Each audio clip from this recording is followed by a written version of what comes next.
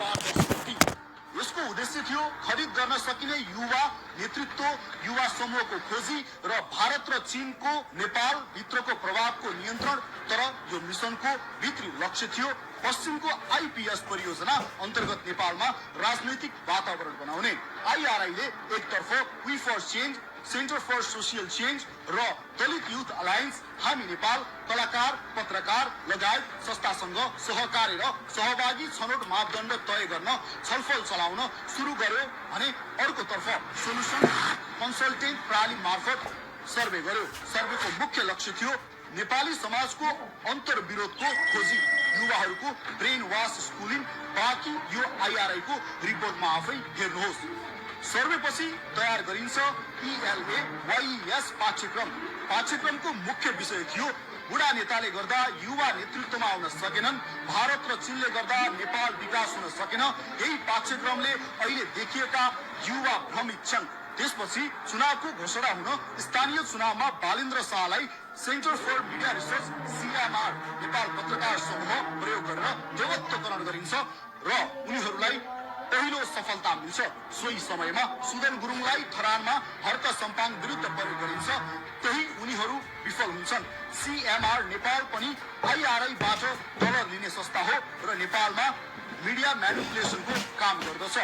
त्यसपछि आउँछ संसदीय निर्वाचन।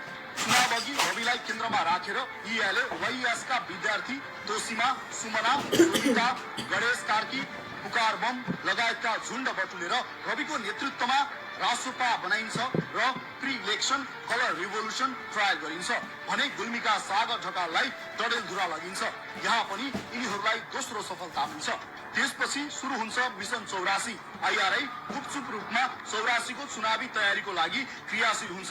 यही मिसन अन्तर्गत महिलाको लागि IGFF अनुपम, दलितको लागि दलित अभियान, चुनावी माहौलको लागि CMR नेपाल, मजदुरहरूका लागि सोलिडारिटी सेन्टर, तिब्बतीका लागि चाइना इन द वर्ल्ड लगायत अमेरिकामा दर्ता रहेका ग्लोबल प्रपोज ग्रुप अन्तर्गतको वी हेल्प नेपाल, हामी नेपाल जस्ता संस्था क्रियाशील गराइन्छ।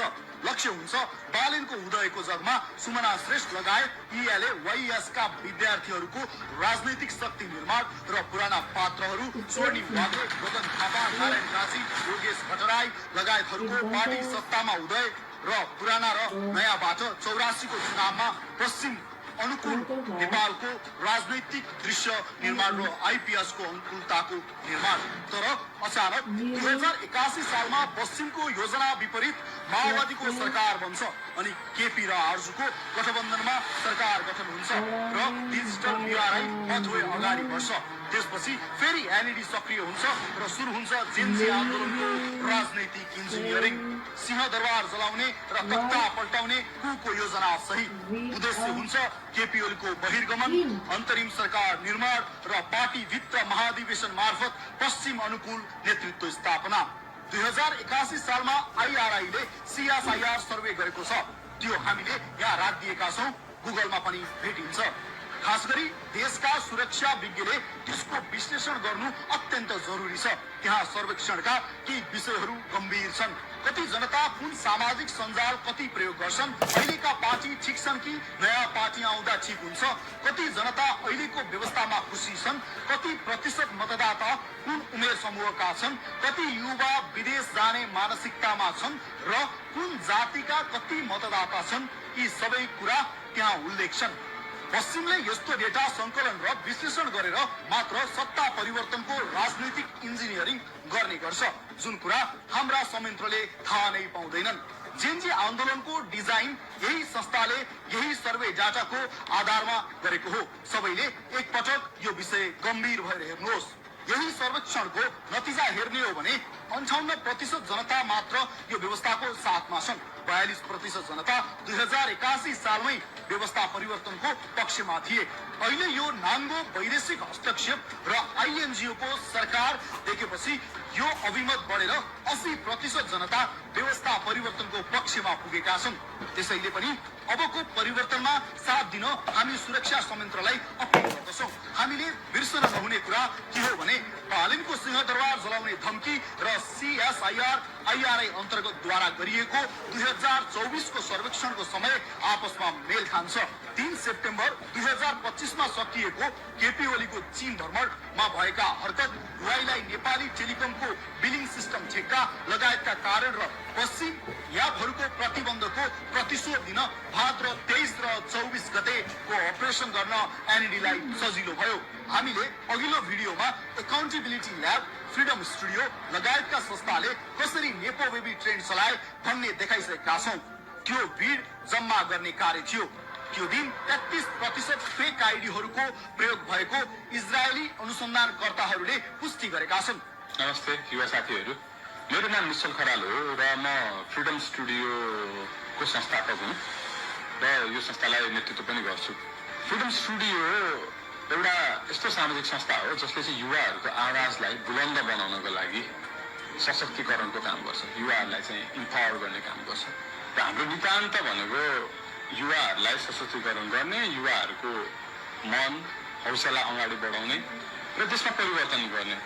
म के भन्न चाहन्छु भने यङ पिपुललाई इन्भेस्टमेन्ट चाहिन्छ र हामी त्यो चाहिँ क्रिएट गरौँ, त इन्भाइरोमेन्ट क्रिएट गरौँ भनेर लागिरहेको र त्यसमा कुनै पनि रिग्रेट छैन मलाई। र आइ एम भेरी ह्याप्पी कि यो जुन चाहिँ जेएनजीको प्रोटेस्टबाट जुन चेन्ज आएको छ, आइ एम सो ह्याप्पी होइन। एकदम राम्रो भएको छ, एकदम अमेजिङ उदाहरणहरू देख्न पाइएको छ होइन। जसरी कोअर्डिनेसन भयो, I am so happy that Balen did amazing coordination होइन। उसले इन्डाइरेक्टली बसेर भए पनि यो प्रोसेसलाई फेसिलिटेट गरेको छ। So happy to have some hope like him, जसले चाहिँ परिवर्तनलाई नेपाली जनतासम्म पुर्याउन सक्षमता राख्छ। 23 गतेको लागि ELAYS का विद्यार्थीलाई भने डिस्कोर्ड चलाउन, भिड परिचालन तथा व्यवस्थापन गर्न पूर्व तयारी गराइएको थियो। चाइना इन द वर्ल्ड मार्फत TOB-लाई भिड भड्काउन प्रयोग गरेको थियो, जसकारण 23 गतेको घटना हुन पुग्यो। यो पुष्टि भइसकेको छ। 24 गतेको लागि 77 वटा जिल्लामा मुख्य पार्टीका ट्रेड युनियनहरू प्रयोग भए, जुन कुरा अहिलेका दलहरूले एक आपसमा गरिराखेका आरोप प्रत्यारोपले पुष्टि गर्दछ। सबै दलका ट्रेड युनियनहरू अहिले IRI सोलिडारिटी सेन्टरका कब्जामा छन्। यसरी कु गरियो, फलस्वरूप WDLले महिला प्रधानमन्त्री पायो।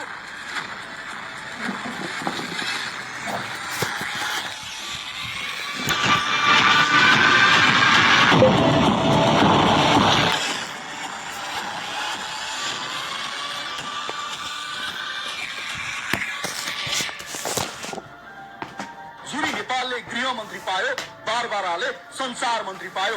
यो सरकारले दुई काम गर्यो।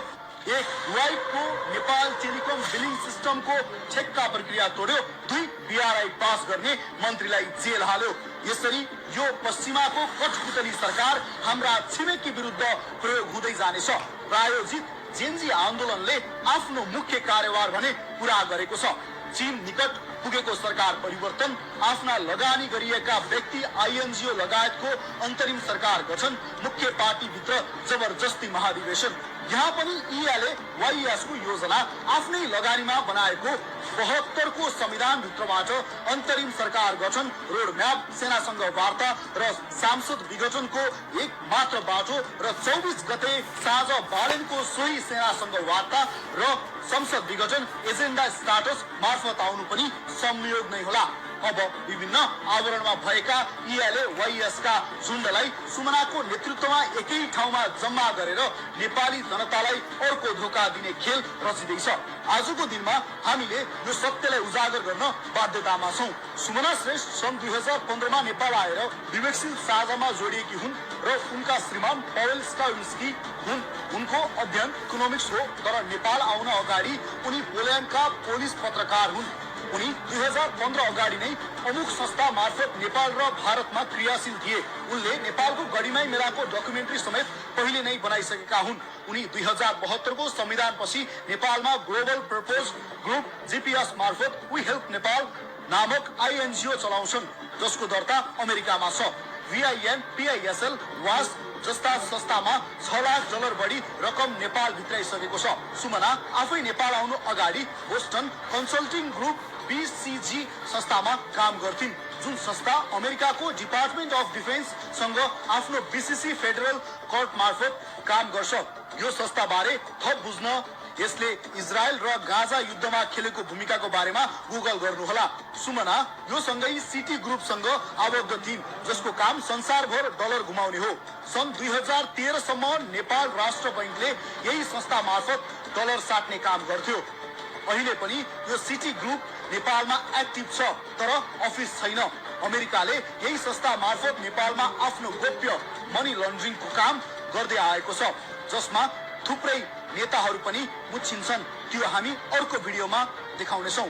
यो सँगै सुमना सांसद हुन अगाडि फ्युज मेसिन आईएनसी सँग आबद्ध थिइन्, जुन आइचीको एआई कम्पनी हो। रोचक पक्ष के हो भने पीसीजी ग्रुपले यो अमेरिकन डिफेन्स, डलर लन्ड्रिङ र एआई सुरक्षा लगायतका काम अमेरिकाका लागि गर्छ। युट्युबमा भएको सुमनाको बायोग्राफी आफै हेर्नुहोला। Hi, my name is Sumana Shrestha. I was born and brought up in Nepal. पृथ्वीसम्म 2072 सालभन्दा अघि सुमना अमेरिका स्थित बोस्टन कन्सल्टिङ ग्रुपमा परामर्शदाताका रूपमा कार्यरत थिइन्। त्यसअघि ट्रेड एनालिस्ट, वाणिज्य विश्लेषकका रूपमा उनी सिटी ग्रुप समेतमा काम गरिसकेकी थिए। अब कुरा गरौं सुदन गुरुङको। जब सुदन ELAYS मार्फत भर्ती भए तब उनलाई पहिले धरान पठाइयो। त्यसपछि बंगलादेशमा ब्राक USA नेटवर्कमा जोडियो। बंगलादेशमा ब्राक USA 3 वटा मोर्चामा काम गर्छ। पहिलो ब्राक युनिभर्सिटी, जहाँबाट त्यहाँको विद्यार्थी आन्दोलन सुरु गराइयो। दोस्रो ब्राक एनजीओ, जसले म्यानमारबाट 1992 मा भागेर आएका रोहिंग्याहरू बस्ने ओक्स बजार क्षेत्रको व्यवस्थापन गर्छ। तेस्रो ब्राक BIDG, जसले अहिलेको युनुस सरकारको व्यवस्थापन गर्छ। मानुस अहिले बंगलादेश ब्राक USA को नियन्त्रणमा छ। हाम्रो सुदन गुरुङ जोडिएका छन्। पछिल्ला केही वर्षमा रोहिंग्याहरूको हाम्रो दक्षिणी सीमामा व्यापक उपस्थिति देखिएको छ। कपन गुम्बा तल त उनीहरूको घोषित बस्ती नै छ। रोचक कुरा के छ भने सुमना श्रेष्ठका श्रीमान पावेलको संस्था वी हेल्प नेपाल पनि कपन गुम्बा तलतिर र पाँचथर जिल्लामा क्रियाशील छ। यो भन्दा बढी अहिले हामी देखाउँदैनौँ। तपाईँ आफै सक्षम हुनुहुन्छ। थप जानकारीका लागि गुगल गर्नुहोस्। यी सबै देख्दै गर्दा मलाई रातिमा निद्रा लाग्दैन। हाम्रा नवयुवाहरूले आफ्ना आइकन मानेका छन्, नेता मानेका छन्। ELAYS मा भर्ती भएका साथीहरूलाई पनि मेरो प्रश्न छ, भारत र चीनले गर्दा नेपालको नभएको हो मेरो प्रश्न। एकपटक छातीमा हात